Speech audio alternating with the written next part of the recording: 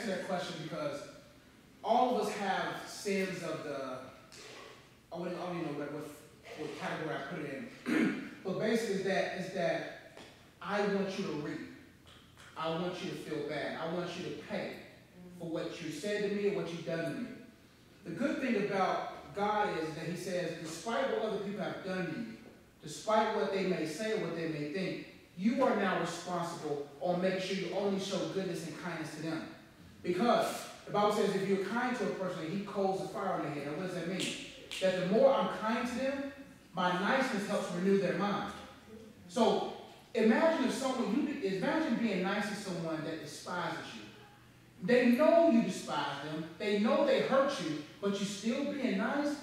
That lets them know, in our world, everything's about retaliation. Right. Our world is built on eye for eye, tooth for tooth. The Bible says, if they hit you in the cheek, turn your other.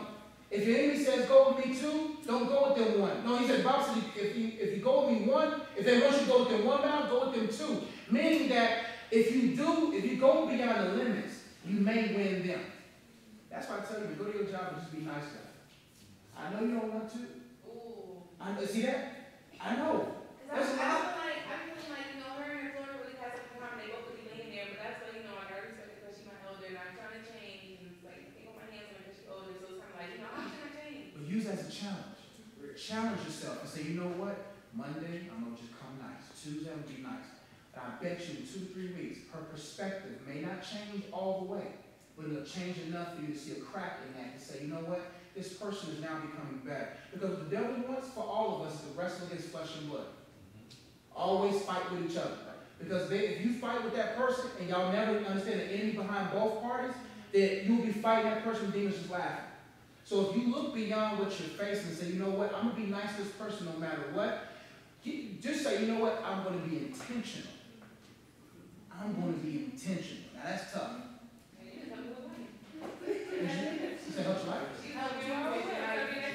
Just be nice, but don't be overly nice, but just be like, you know what? That's some people I can't stand. That's some people that get on my nerves. That's some people that are just nothing but some trolls. But if I feed into them, I give them power over me. But if I say, you know what? I'm going to be nice to you, I keep the power. I got the juice. Nobody can juice from me, man, because it's in my court now. Because if I keep throwing it to you, then you're going to be like, I know how to tick her off every time. I know, I'm going to say this every single time, and they now control your emotions. But if you come in there and be like, that didn't even faze me. That didn't even faze me. Do it again. That didn't even faze me. That's like punching a boxer in the face and don't fall out. That demoralizes you. I done threw my biggest punch and doesn't knock you out. You ready to get out the ring because you know this person's crazy. Crazy enough to be nice after all of this retaliation. That'll change your perspective, and that's a principle you have to have in everyday life. Many people have lost their lives by choosing battles they was not supposed to fight. All you have to do is just relinquish. Sometimes you gotta be weak to be strong. Sometimes you gotta be like, you know what, you won that battle. You won that. Take that, because because I know I can win it, but I don't know what you got in trouble. So let me just go ahead and lose this battle, and I eventually win the war.